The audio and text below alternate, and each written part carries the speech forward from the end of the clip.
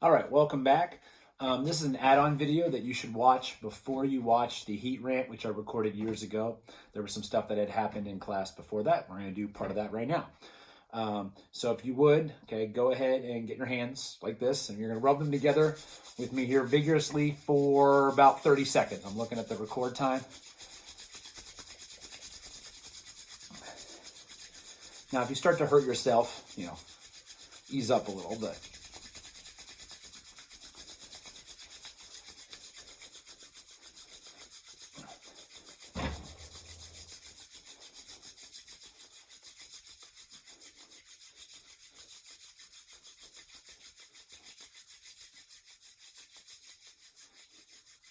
All right, so that's good. And hopefully you were noticing something that was going on. Okay, normally I'd have you write down a bunch of observations. We're not going to do that. We're going to cut to the chase here. Compared to how they started, the temperature of your hands went up. Okay, some observations, by the way, if you right after you were done, or if you do this again, you can actually smell maybe a little bit like of a burning, weird smell kind of thing. But the temperature of your hands definitely went up. Now, the question is why? What's the main thing driving this? So for this, we're going to use an equation. It's the first law of thermodynamics, and it's delta U equals Q plus W. That should be a capital W. So delta U equals Q plus W. And in this equation, this U stands for internal energy. So this is the change in internal energy. The change in internal energy equals Q plus W. W we've seen before. W is the work done. So good old work, force applied through a displacement. But one little additional info we need here is that up until now we were getting the sign on work by comparing the direction of the force to the displacement. For this equation, work is defined to be positive for our class, also for AP Chem.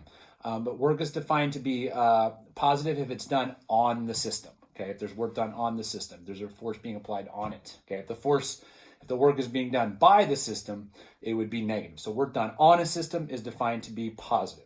Okay, and then the question is, so this is work done on the system that causes a change in internal energy.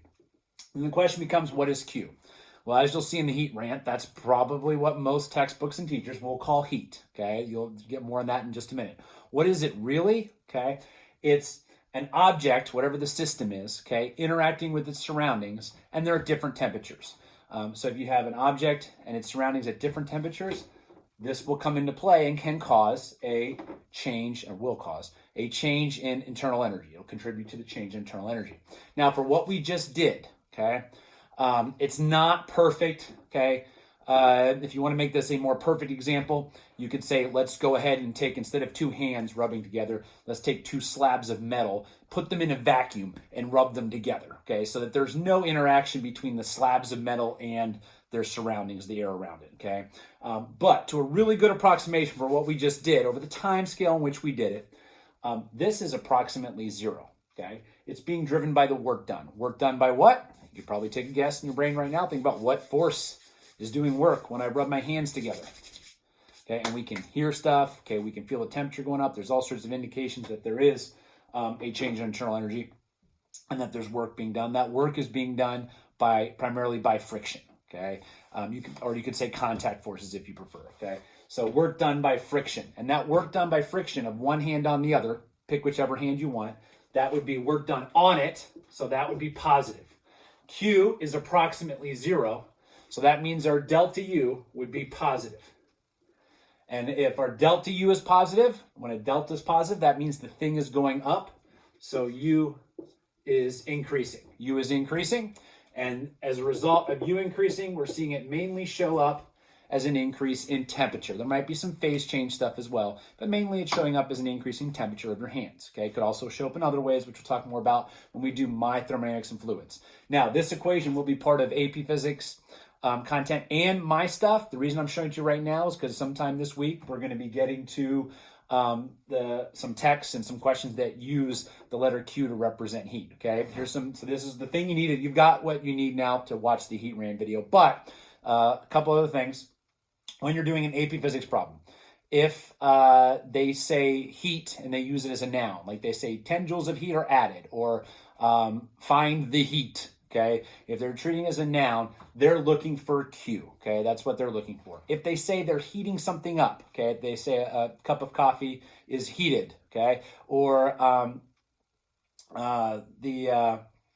let's see, heated up or heated up. They say the coffee's heated up or warmed up or something like that. Anytime they're talking about that, it's not as a noun. They're just simply referring to a temperature increase. As we will eventually learn, okay, temperature increase, okay, doesn't have to do, you can already see it, doesn't necessarily have to do with this at all. I just showed you a process where approximately this was 0, and yet the temperature went up, okay? It was all about the work being done. But for an ideal gas, eventually, the thing that you'll be able to tie closely for an ideal gas to temperature is not Q, it's actually U, okay? For an ideal gas, if the temperature goes up, it is true that the internal energy would go up. Okay, so if you're like, what thing up here is closest to temperature? Eventually, when we're dealing with ideal gases, it'll be U. Those will be proportional. U will be proportional to T for an ideal gas when we get there. Okay, not usually Q. Okay, not W. Okay, typically the U is what will be proportional to T. Now, these other things may be, depending on what's going on in the problem, if one of these is 0, but don't just assume that. Okay. So the whole reason we did this, just a little recap here, is to show you, you made your hands warm up, okay? They heated up, if you want to say that, like not as a noun. The temperature of your hands, they warmed up, okay? Yet the heat, okay, if you're going to use this Q thing and call it heat, we won't, okay? That was approximately 0 for this process, okay? Let's see here, what else is there? So we talked about going forward. Heat is a noun, just Q. In the video, you will hear me, the Heat Rant video, you hear me talk about how you can't use the word heat anywhere in your explanations. That'll be for any of my questions that I have when we get to my thermo. When we're doing the AP stuff, you'll absolutely, in like a free response key, they'll use the word heat. The question will have the word heat. That's okay. I would encourage you not to use it in your answers. If you mean a temperature increase, say a temperature increase. If you want to talk about what's actually going on the molecular level, which they actually do test on now, which is great, okay? You can do stuff that will make sense from what you've learned about before, okay? Or what you'll learn about soon. Sorry, not before. You'll learn about it soon. I think that's about it for this little add-on video. It ended up being a little bit longer than I thought. Make sure you guys keep checking Twitter and checking your email. I can't quite reach. Turn this off now. Oh, I'm got the Eclipse hat on today. There we go. We're done.